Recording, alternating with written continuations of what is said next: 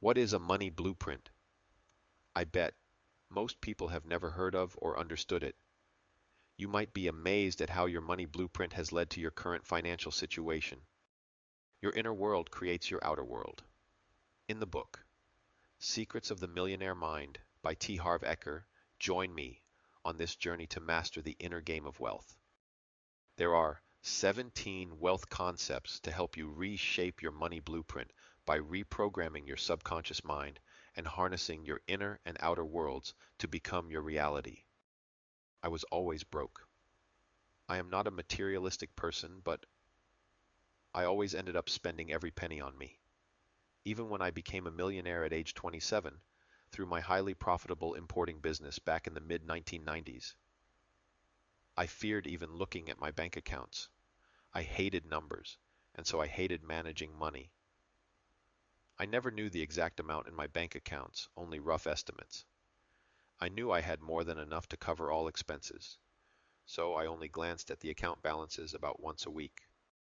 After I got married, I let my wife manage our finances. I thought I was doing the smart thing, but in the end, I ended up losing a lot of my money because I wasn't involved. I gambled away at least a quarter of my wealth, but I didn't care nor feel bad about it. I used to host weekend parties, take family and friends out for nice dinners, and travel around the world with my family 2 to 4 times a year, living in five-star style. I was living large and didn't have a clue about what was happening with my funds. It wasn't until I read Harv Eker's book that I recognized how deeply my upbringing affected my relationship with money. After reading this book, I finally understood why I never liked to save money, but preferred to keep spending. I grew up with a poor money blueprint. My parents and people around me programmed my mind to believe that rich people acquired their wealth through evil means.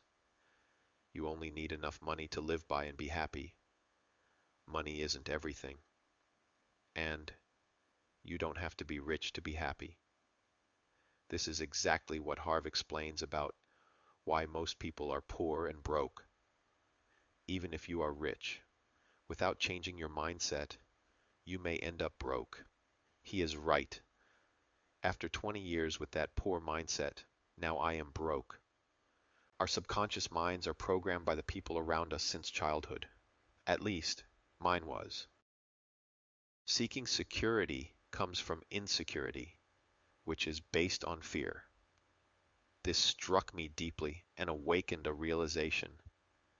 Throughout the time after I had lost nearly everything in my divorce, I was left with a property that was underwater. I had a decent job, but it wasn't enough to support the lifestyle I had when I was a millionaire.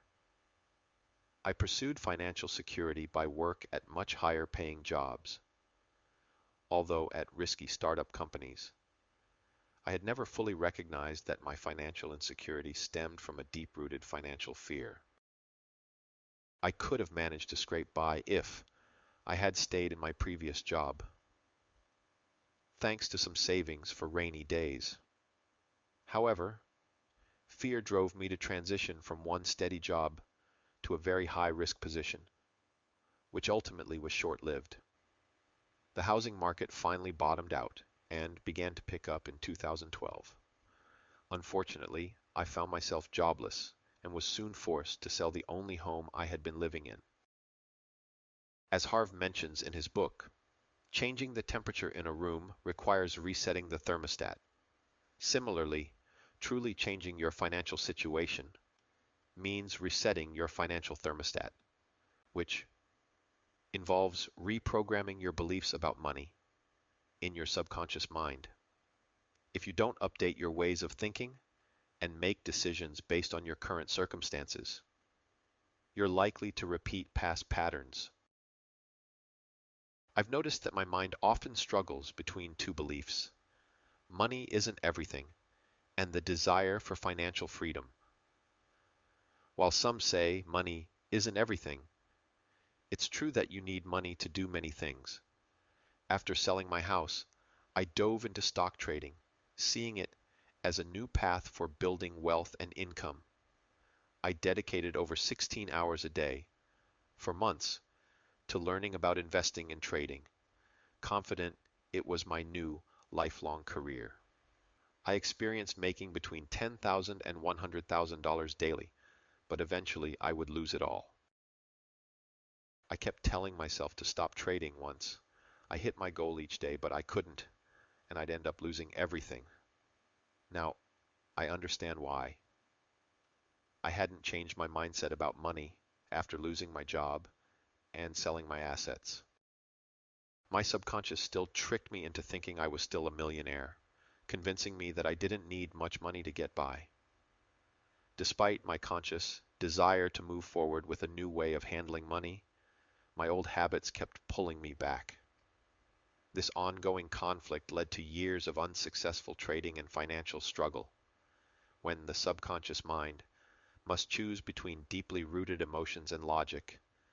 Emotions will almost always win. Second part of the book, Harv presents 17 wealth concepts designed to empower anyone who wants to become wealthy. These wealth files primarily focus on the contrasting mindsets of rich and poor people. The wealth files that resonate with me illustrate the stark differences between the mindsets and behaviors of wealthy individuals and those who struggle financially. Wealthy people believe they create their own realities, taking full responsibility for their lives, while those with a poorer mindset often feel victimized by their circumstances. Rich individuals play the money game to win, actively seeking opportunities and embracing challenges, whereas poor individuals tend to play it safe and focus on obstacles.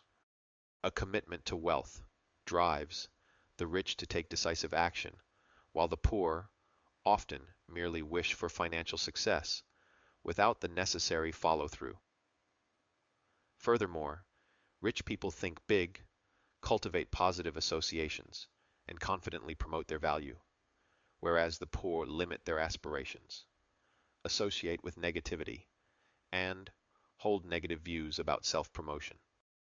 They focus on accumulating net worth, managing their money well, and allowing their money to work for them, instead of working hard for every dollar.